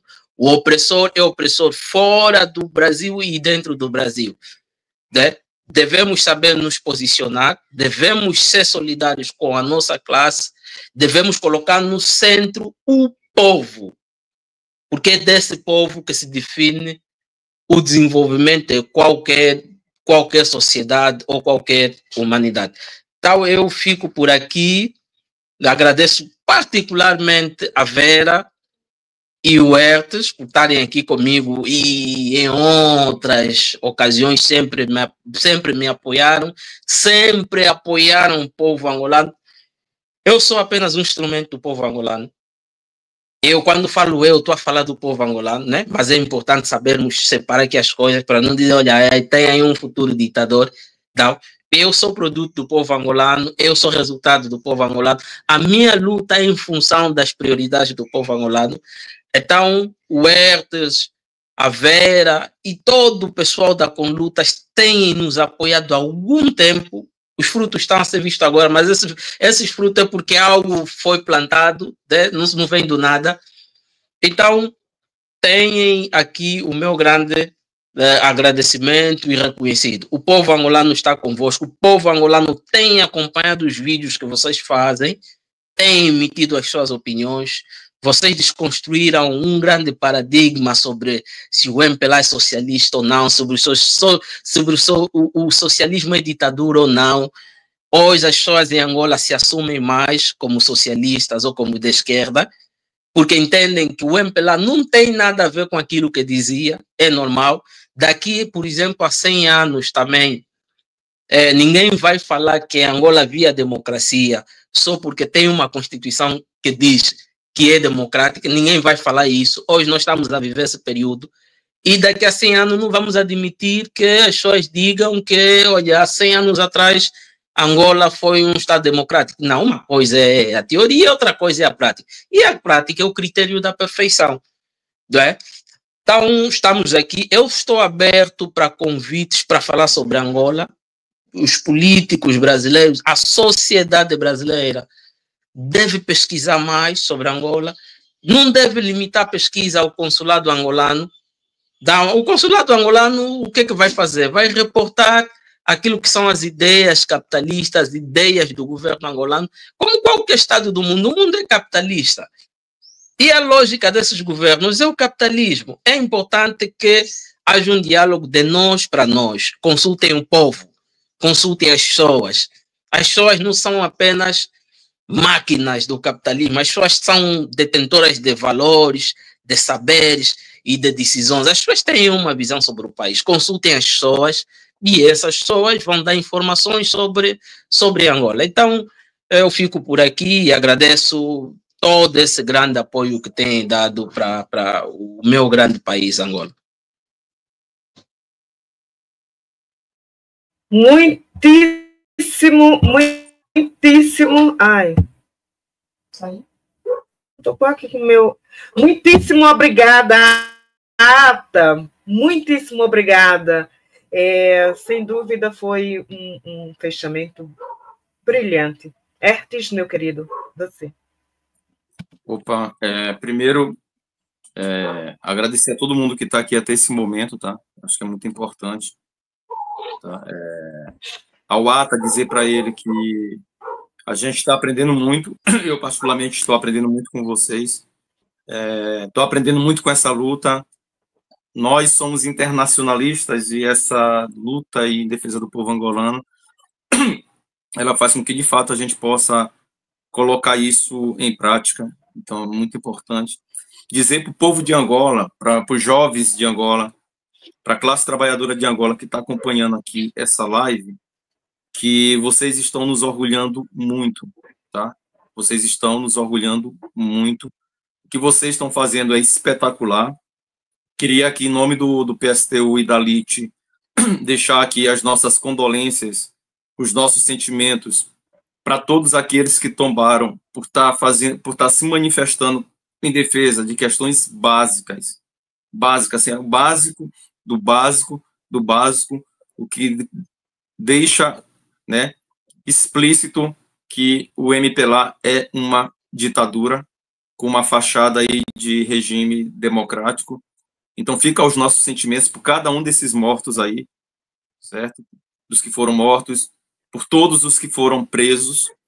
A gente vai ter que intensificar uma campanha, fazer uma campanha muito forte pela libertação imediata de todos os presos políticos do regime do MPLA, assim como já foi o camarada Ata. Eu acho que é tarefa nossa, nós não podemos perder mais ninguém, mas o que vocês estão fazendo é espetacular, tem que seguir a luta mesmo. Eu falei do Zumbi dos Palmares, que é o nosso angolano, o principal herói do Brasil, e quando estourou a guerra entre os portugueses e os holandeses, que o Brasil estava ocupado, as tropas luso-espanholas prometeram a liberdade aos escravos que lutassem do seu lado, e as tropas portuguesas prometeu a liberdade para os escravos que lutassem do seu lado.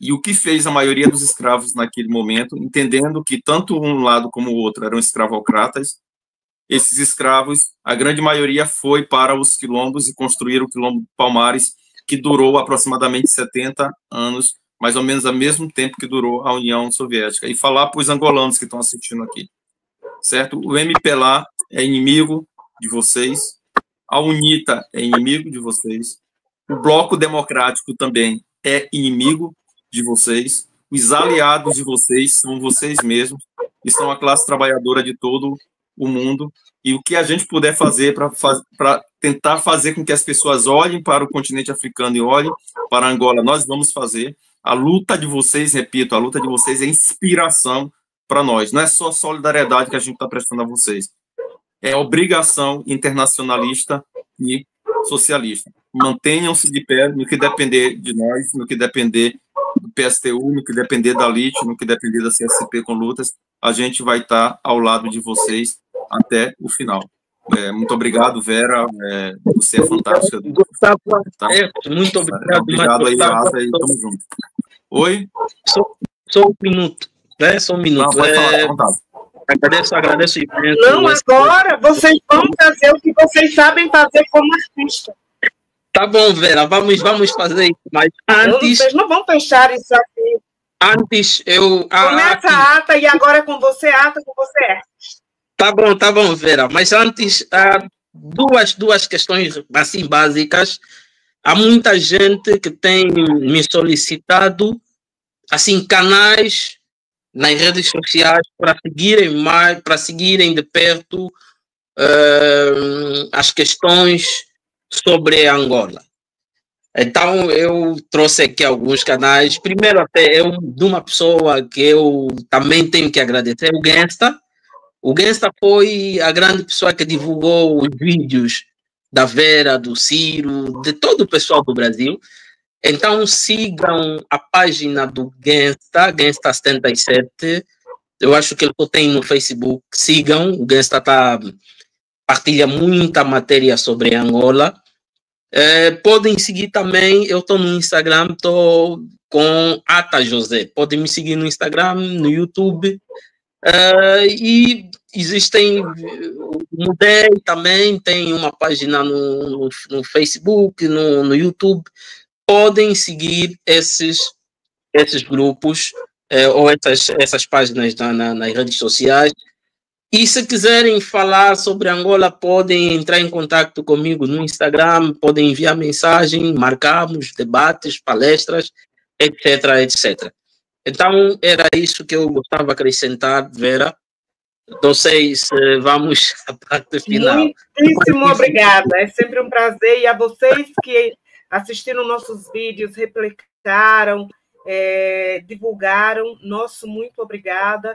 Saibam que nós estamos juntos, porque essa luta de vocês é a nossa luta, e espero que a nossa luta seja também a sua luta.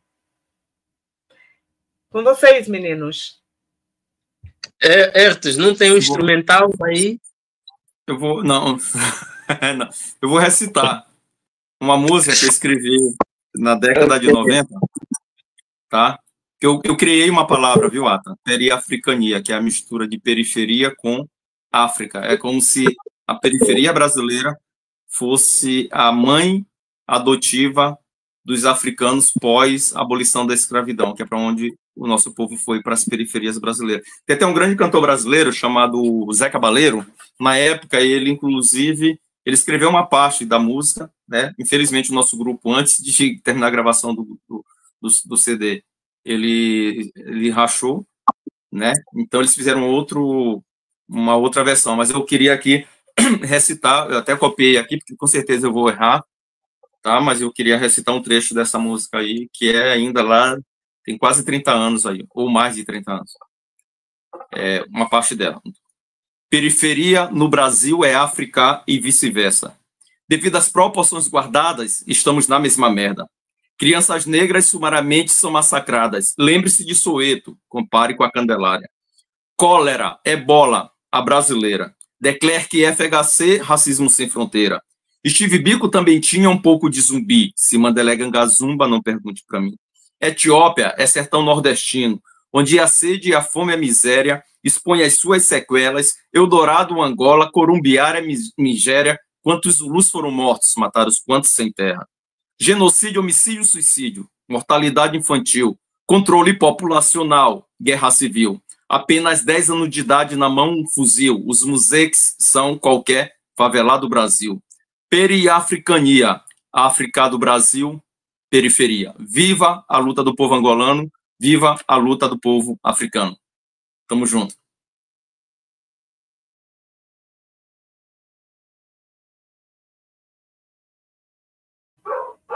Ata? Cadê a Ata? Caiu? Do lado mais difícil. Ata tá atrás do instrumental. Ah, tá. Eu já não canto há muito tempo e as letras fugiram, mas deixa eu ver. Temos uma letra, a letra é da terceira divisão, o grupo que eu faço parte. O título é Na Gruta dos Nefilins. É uma forma de metaforizar a dinâmica de produção, de circulação na cidade de Luanda. Começa assim.